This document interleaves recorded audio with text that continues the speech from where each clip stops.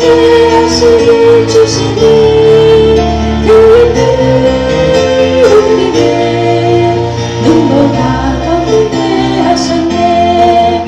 주님의 거룩한 보혈을 날마다 이끌어갔지.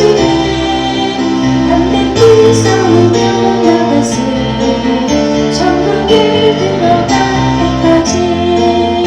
예수는 우리를 깨끗게 하시니 주시니 그의 피 우리를 눈보다 더 크게 하셨네. 십자가 단단히 붙잡고 날마다 이기며 나가세. 머리에 눈물만 쓰고서 주 앞에 찬양할 때까지.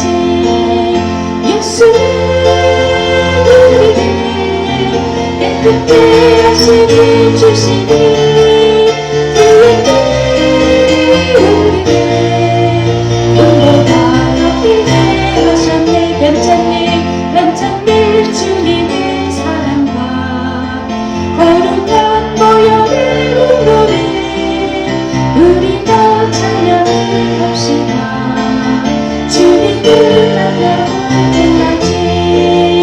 예수는 우리를 깨끗게 하시니 주시니 그의 피 우리를 눈보다 더 크게 하셨네. 십자가 단단히 붙잡고 날마다 이기며 나가세. 머리에 물려가 쓰고서 주 앞에 찬양할 때까지.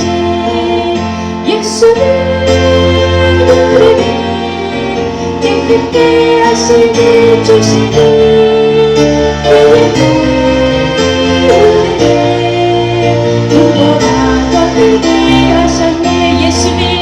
예수는 우리를 깨끗게 하시니 주시니 그의 피 우리를 눈보다 더 크게 하셨네. 내 주 예수를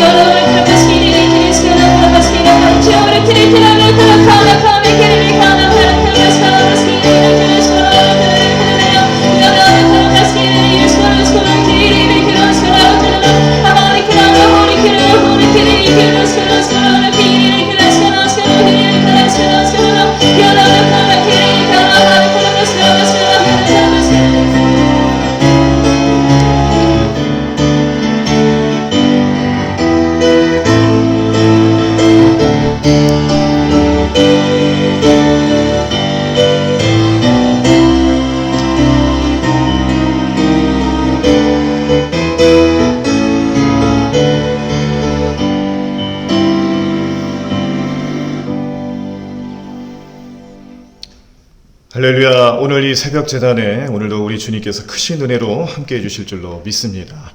오늘 우리에게 주시는 하나님 말씀 사도행전 28장입니다.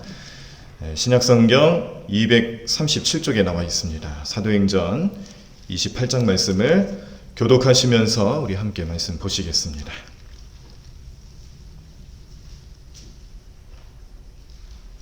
사도행전 28장 말씀, 우리 다 찾으신 줄 알고요. 제가 먼저 1절 읽도록 하겠습니다. 사도행전 28장 교독하시면서 말씀 보겠습니다. 제가 1절 읽습니다.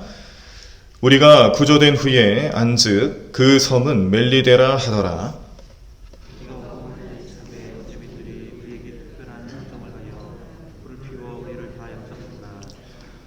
바울이 나무 한 묶음을 거두어 불에 넣으니 뜨거움으로 말미암아 독사가 나와 그 손을 물고 있는지라. 짐승이 그 손에 매달려 있음을 보고 서로 말하되 진실로 이 사람은 살인한 자로다. 바다에서는 구조를 받았으나 공의가 그를 살지 못하게 함이로다 하더니 바울이 그 짐승을 불에 떨어 버리매 조금도 상함이 없더라. 그들은 그가 죽든지 혹은 갑자기 쓰러져 죽을 줄로 기다렸다가 오래 기다려도 그에게 아무 이상이 없음을 보고 돌이켜 생각하여 말하되 그를 신이라 하더라. 이 섬에서 가장 높은 사람 보블리오라 하는 이가 그 근처에 토지가 있는지라. 그가 우리를 영접하여 사흘이나 친절히 머물게 하더니 보블리오의 부친이 열병과 질에 걸려 누워있거늘 바울이 들어가서 기도하고 그에게 안수하여 낫게 하매 이러므로 섬 가운데 다른 병든 사람들이 와서 고침을 받고 후한 이로 우리를 대접하고 떠날 때에 우리 있을 것을 배에 실었더라. 석 달 후에 우리가 그 섬에서 겨울을 난 알렉산드리아 배를 타고 떠나니 그 배의 머리 장식은 디오스 구로라.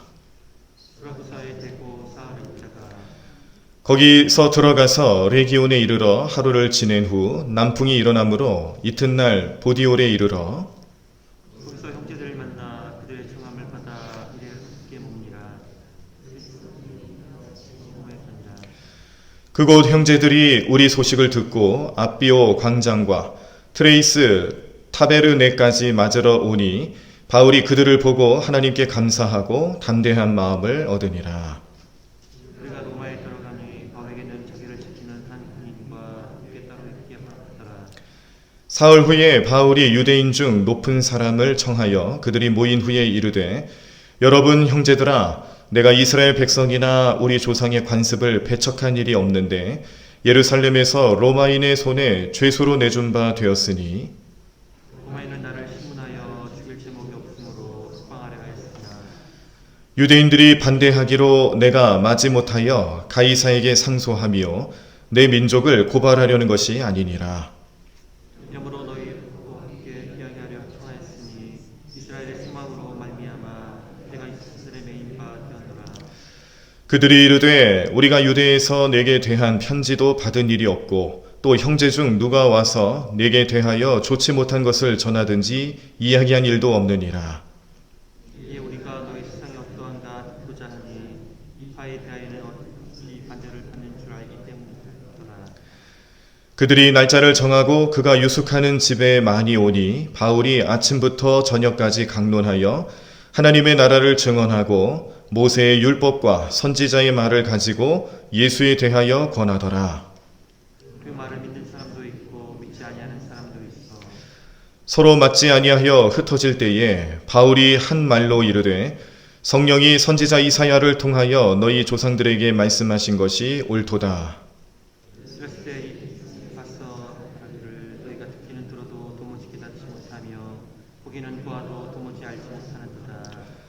이 백성들의 마음이 우둔하여져서 그 귀로는 둔하게 듣고 그 눈은 감았으니 이는 눈으로 보고 귀로 듣고 마음으로 깨달아 돌아오면 내가 고쳐줄까 함이라 하였으니 그런즉 하나님의 이 구원이 이방인에게로 내준 줄 알라. 그들은 그것을 들으려 하더라. 바울이 온 이태를 자기 셋집에 머물면서 자기에게 오는 사람을 다 영접하고 하나님의 나라에 속하며 주 예수 그리스도에 관한 모든 것을 담대하게 거침없이 가르치더라. 아멘. 잠시 광고 말씀 먼저 드리겠습니다. 오늘 우리 목자 기도회가 오늘 이 자리에서 10시 반에 있을 예정인데 이전처럼 목자 기도회를 그런 형식으로 하진 않고요. 시간에 맞춰서 목자 기도에 참여하실 분들은 자유롭게 오셔서 개인적으로 기도하시고 또 시간 맞춰 돌아가시면 되겠습니다. 10시 반부터 우리 본당을 세팅을 해 놓을 건데요. 목자 기도에 참여하실 분들은 시간 맞춰서 오셔서 개인적으로 목자 기도회에 참여하시고 돌아가시면 되겠습니다. 그리고 어제 그젠가요 어젠가요 이렇게 광고 말씀 드리면서 이 교단 홈페이지에 우리 감리교 교단 홈페이지에 올라온 행정실 그 공지사항이 있어서 제가 그걸 한번 알려드린 적이 있죠. 우리 속장님들 밴드에도 일부러 또 그 내용을 올려드리고 또 개별적으로 속장님들께 이제 앞으로 20일부터는 50인 이하로 예배를 이 대면 예배로 현장 예배로 드릴 수 있겠다라는 그런 내용으로 이제 좀 공지가 한번 나간 적이 있을 겁니다. 그런데 이게 웬일입니까? 아마 교계에서 감리교 교단 차원은 아닌 것 같고요. 기독교 교계를 말하는 것 같습니다. 기독교 교계 대표 되시는 분들이 이런 일들을 이제 추진을 하고 있다가 이 중대본하고 좀 더 협의를 해야겠다라는 결론을 내리신 것 같아요. 이제 교계에서는 뭐 20일 날 예배를 좀 드렸으면 하는 마음에 추진을 했던 것 같은데, 중대본에서는 좀 더 신중하게 나오는 것 같습니다. 또, 최근 또 어느 몇몇 교회에서 또 확진자가 또 생기는 바람에 아마 그런 것 같아요. 그리고 또 뭐 추석 연휴라든지 뭐 이런 것들을 종합적으로 좀 생각해 볼 때 굉장히 조심스럽게 접근한 것 같습니다. 그래서, 취소가 됐습니다. 이 협의문 내용이 다 취소가 되고, 나중에 더 협의를 해서 알려주겠다라는 글로 바뀌었습니다. 그래서 우리 성도님들께 사실은 좀 기쁜 마음으로 먼저 좀 알려드리고, 이번 20일 주일을 또 어떻게 우리가 예배하는 날로 좀 정할 수 있을까 좀 고민하면서 회의도 하고 했는데 다시 원점으로 돌아갔다라는 거 말씀드리고요. 그러므로 좀 더 기도해 주시기를 바랍니다. 가능하면 20일부터 뭐 50인 이하라도 좋으니 우리가 이 대면 예배, 현장 예배를 드릴 수 있도록 이 행정 명령이 좀 바뀔 수 있게 그렇게 좀 기도를 좀 해주시길 바라고요. 뭐 물론 우리가 뭐 이런 행정 명령 이게 무서워서 그런 게 아니라는 거 잘 아시죠. 확진자가 발생하는 문제를 공감을 하기 위해서 그런 겁니다. 우리가 이 새벽은 이렇게 좀 현장 예배로 지난 월요일부터 드릴 수 있었지만, 그런데 또 주일 예배라든지 공예배 같은 경우는 좀 조심스러워요. 그래서 이 뭐 행정 명령이 어떻게 나타나는지 이걸 좀 보면서 이제 결정을 하는 건데, 교단 차원에서 이렇게 좀 뭔가 좀 중심을 딱 잡아주면 좋겠다는 생각이 들어서 그런 글이 올라왔을 때 참 좋았는데요. 다시 원점으로 갔습니다. 안타깝지만 우리가 더 기도해야 될 것 같고요. 조금 더 고민하면서 어떻게 또 회복할 수 있을지를 생각을 하며 기도해야 될 것 같습니다. 네. 자, 우리 앞으로 아무튼 뭐 우리 하나님께서 우리 대광교회를 또 사랑하시고 또 역사하시고 인도해 주셔서 좋은 길로 인도해 주실 것은 분명한데 그 시기가 좀 빨리 진행이 됐으면 좋겠다라는 마음을 가지고 계속해서 기도해 주시기를 바랍니다. 오늘 우리들이 함께 보신 사도행전 28장 말씀, 사도행전의 마지막 장입니다. 자, 그리고 사도행전 28장에서는 이 멜리데 섬에 오른 바울 일행, 배를 타고 이동하다가 풍랑을 만나서 거의 죽게 생겼는데 하나님 구원해 주셨죠. 그리고 이 피난해서 오른 섬이 바로 멜리데 섬인데, 그곳에서도 이 원주민의 도움을 받고 머물면서 바울 같은 경우는 이 뱀에 물리는 사건도 나타납니다. 그때 이 원주민 사람들이 뭐라고 얘기하냐면은, 저 사람 죄 지은 사람이구나. 저 사람은 큰 죄를 지은 게 분명해. 그러니까 비록 배에서는 어떻게 살아남았을지 모르지만 이 공의의 능력에 의해서 저 사람은 죽을 사람으로 결정된 것이다. 이렇게 얘기를 합니다. 근데 어떻게 됐어요? 하나님께서 아무렇지도 않게 보호해 주셨다는 것을 원주민도 깨닫게 되죠. 그때부터 바울이 또 그 원주민들에게 복음을 전하고요, 기적을 행사하고 또 병 고치고 이런 일들을 행하면서 그 지역에도 복음이 나타나게 되는 놀라운 역사가 나타나게 됩니다. 그러니까 우리는요, 어떤 어려움을 만났을 때에 이 어려움 때문에 주저앉고 슬퍼하고 넘어지는 경우가 굉장히 많은데, 사도 바울은 그렇지 않다는 걸 오늘 또 보여줍니다. 어려움이 임했을 때에 그 어려움을 어려움으로 느끼지 않는 믿음으로 나아갈 때 하나님께서 그 인생을 어떻게 이끌어 주시는가. 또 제가 또 저번에도 말씀드렸죠. 우리가 은혜를 입고요.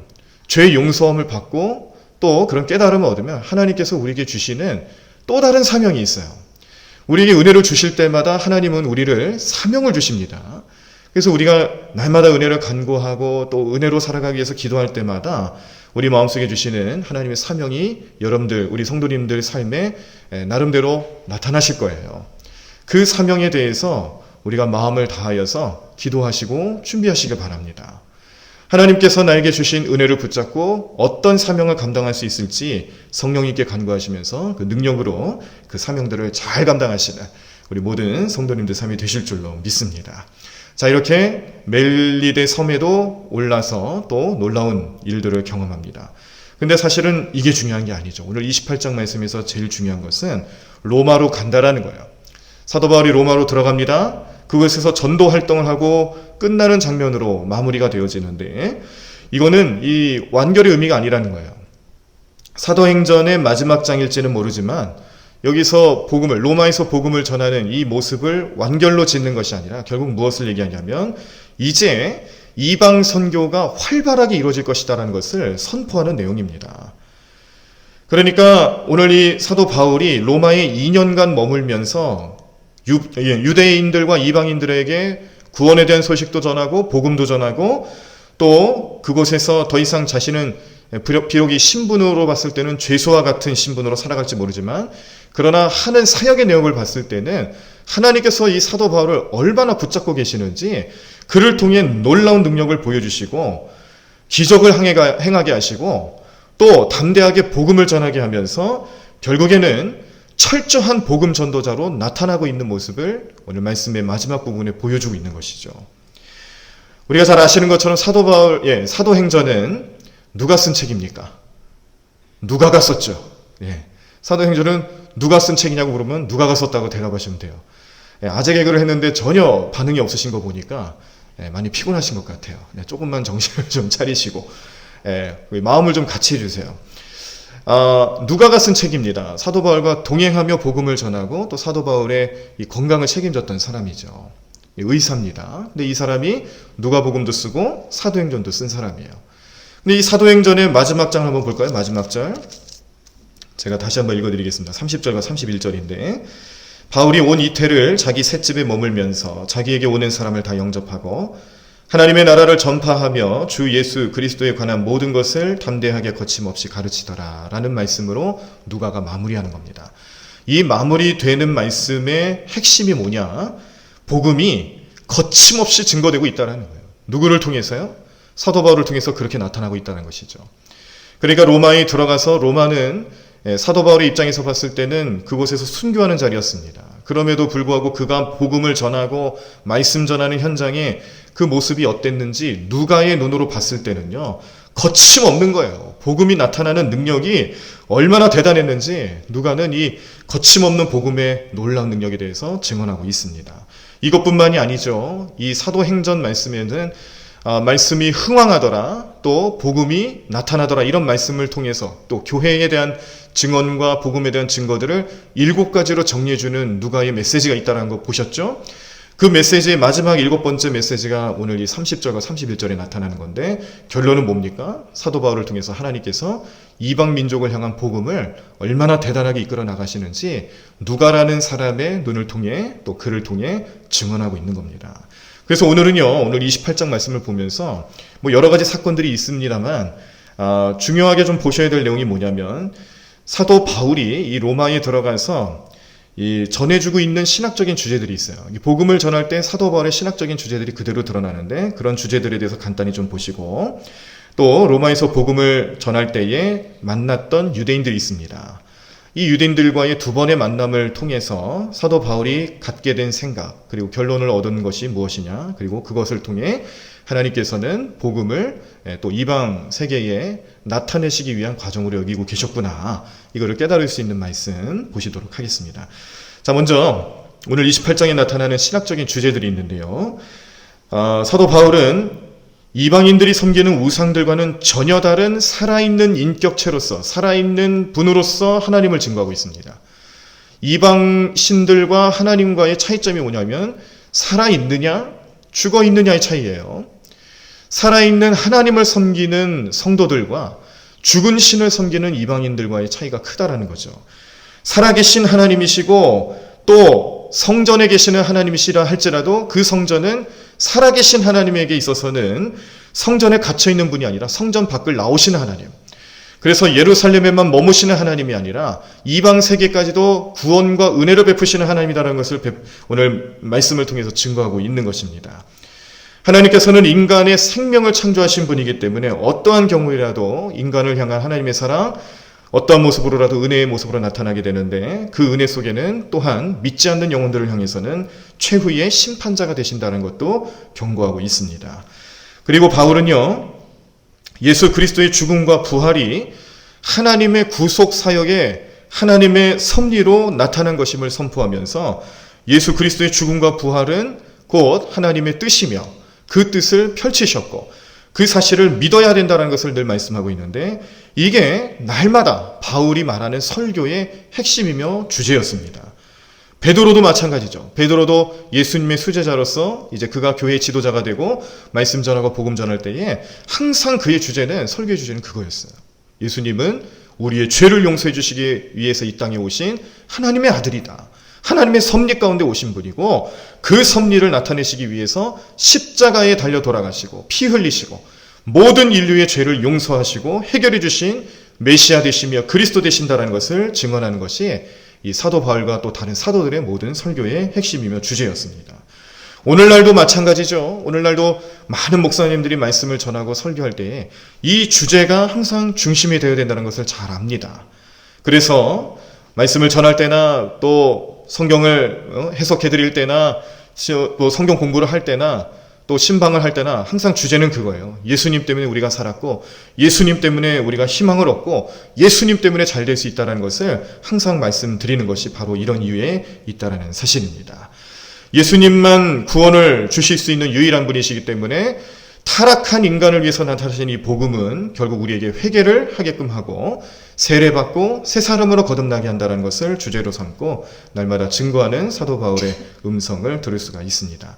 사도 바울은 그렇게 복음의 핵심을 늘 증거하며 이방 세계까지도 전하는 삶을 살아갔는데 결국 이게 나중에 와서는 뭐가 됐냐면 기독교 교리의 중심이 된 거예요.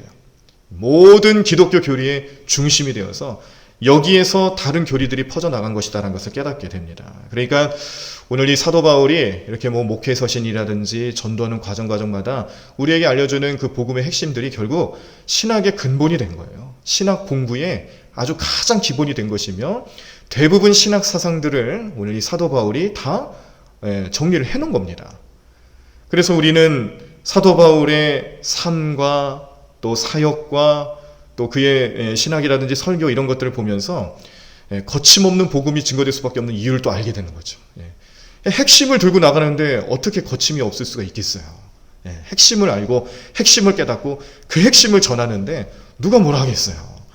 우리 마음속에서도 이 복음의 핵심이 날마다 살아나셔야 합니다. 우리가 기도하는 이유가 거기 있습니다. 오늘 새벽전을 쌓고 바라보는 이유도 거기에 있는 거예요.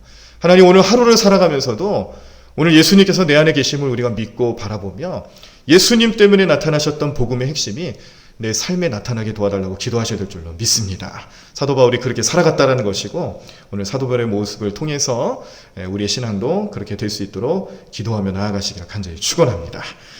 또 로마에서 복음을 전하는 사도 바울의 모습을 오늘 볼 수가 있는데 자, 왜 로마였을까? 로마를 향해서 사도 바울이 복음 전파, 특별히 오늘 아까도 이제 알려드린 이 30절과 31절 이 로마에서 복음을 전하며 또 그 뒤를 이어 이방 세계를 향한 복음 전파가 거침없었다. 이런 것들이 이 로마라는 삶의 현장에서 지역에서 나타나야 되는 이유가 있습니다.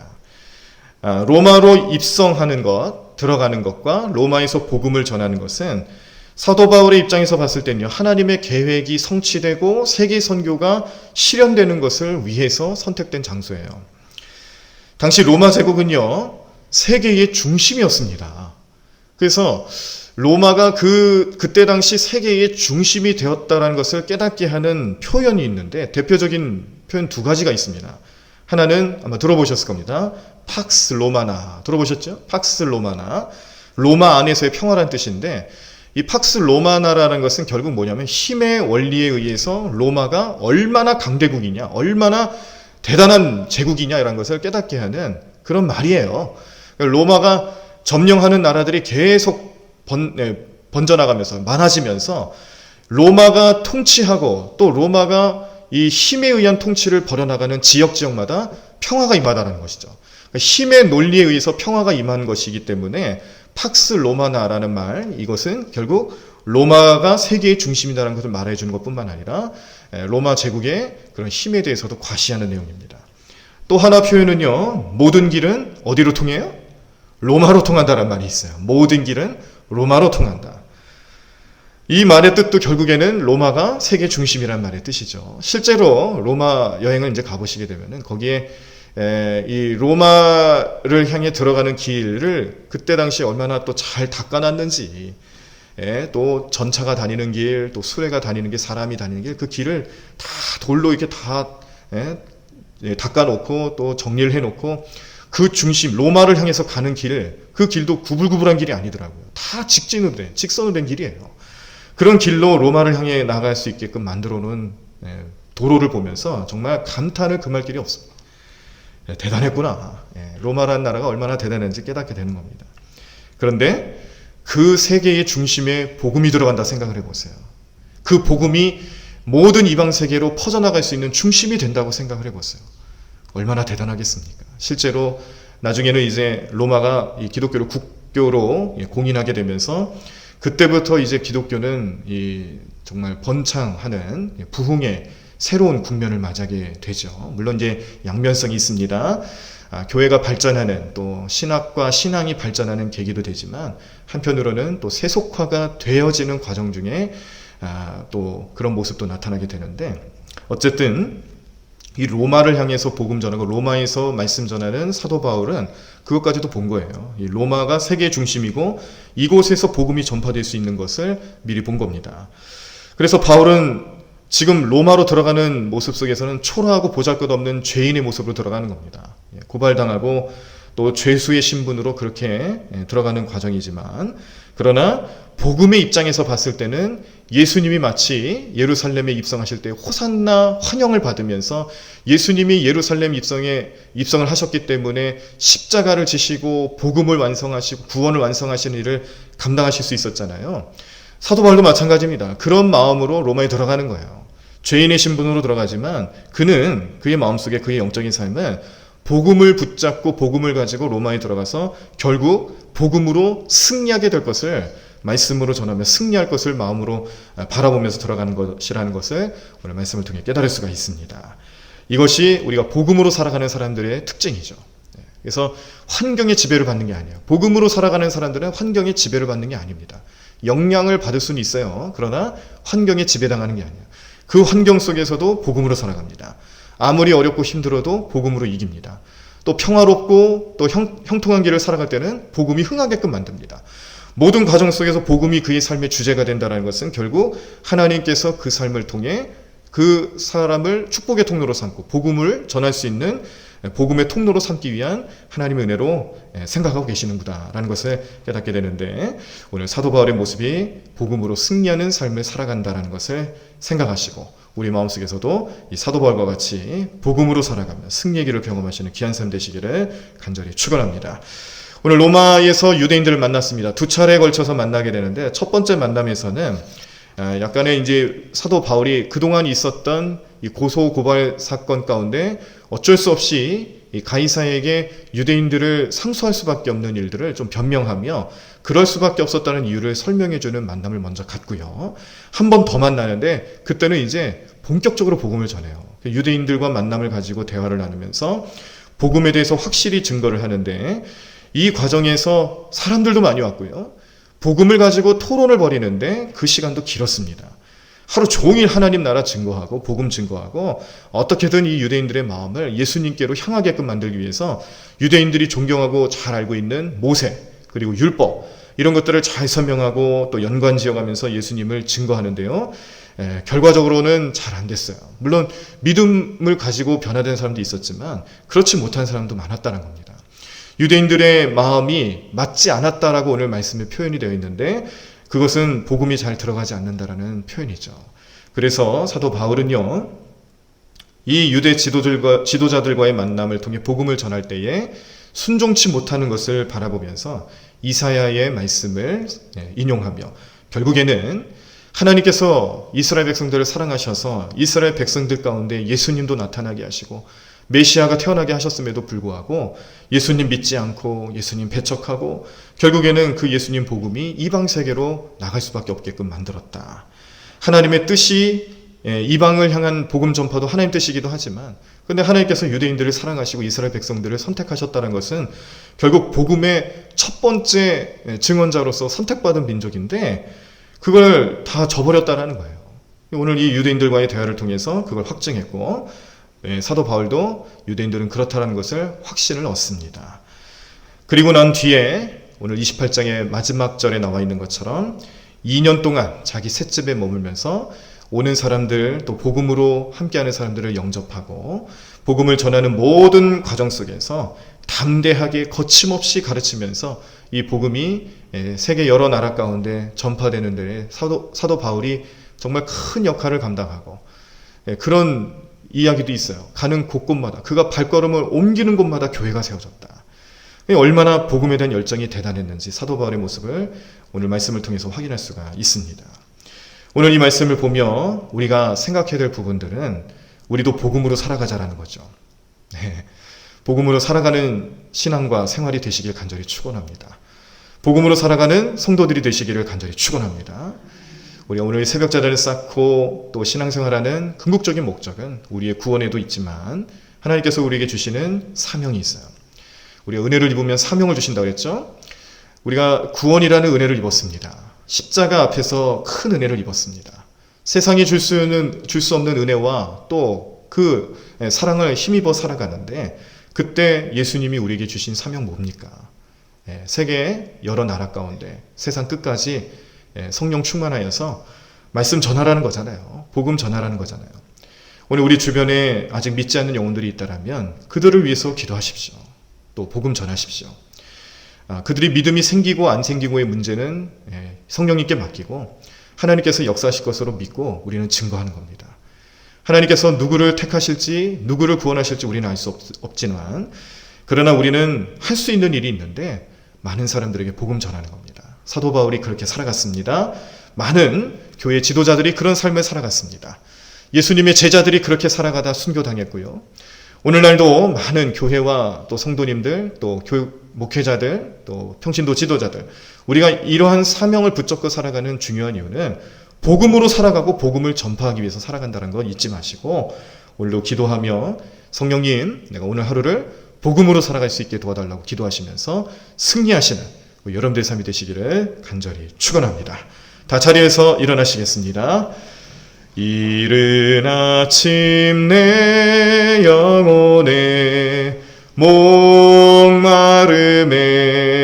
문을 열고 나의 사랑 내 주님께 이 하루를 맡겨요. 이른 아침 내 영혼의 목마름에 문을 열고 나의 사랑 내 주님께 이 하루를 맡겨요. 아멘. 오늘 함께 기도하실 때 말씀을 붙잡고 기도하시면서 성령 충만케 해달라고 성령님의 능력으로 말씀대로 살아가게 해달라고 기도하시고요. 오늘 목요일입니다. 중보기도 하실 때에 우리 전도인들을 위해 또 선교부를 위해 기도해 주시고 전도 활동하는 것이 많이 축소되어 있지만 그러나 우리 마음에 어려움 느끼지 않고 우리가 복음으로 살아가며 복음 전하는 일에 최선을 다하게 해달라고 도와달라고 기도하시기를 바랍니다. 저를 위해서 기도해 주시고 원로 목사님과 사모님의 영육간의 강건함과 성령 충만함을 위해서 기도해 주시고 재무부와 또 교사들을 위해서도 기도해 주시기를 바랍니다. 가지고 오신 기도 제목도 자유롭게 기도하신 후에 돌아가시도록 하겠습니다. 우리 다 같이 통성으로 기도하겠습니다. 주님 감사합니다. 오늘도 주님의 놀라운 능력으로 함께 하시는 귀하고 복된 삶 될 줄로 믿습니다. 성령이 우리 마음 가운데 함께하여 주시옵시고 성령 충만함 속에서 복음으로 살아가는 우리의 모든 삶 될 수 있도록 역사하여 주시옵소서. 사도 바울이 복음 전하며 로마로 향하였던 것처럼 우리의 마음도 복음을 전하며 믿지 않는 영혼들을 향해 나아갈 수 있는 귀한 삶 되기를 원합니다. 하나님, 우리가 대광교회의 성도로서 주님을 섬기며 하나님을 예배하고 기도하며 무릎 꿇는 삶을 살아가는 것, 우리 안에 복음이 넘쳐나기 때문에 가능한 줄로 믿습니다. 성령님, 내 안에 복음의 능력이 나타나게 도와주시옵시고 예수님 믿고 살아가는 우리의 모든 삶 속에서 예수님과 함께하는 삶을 살아가며 예수님을 증거하는 삶을 살아갈 수 있도록 오늘 우리와 동행하여 주시옵소서.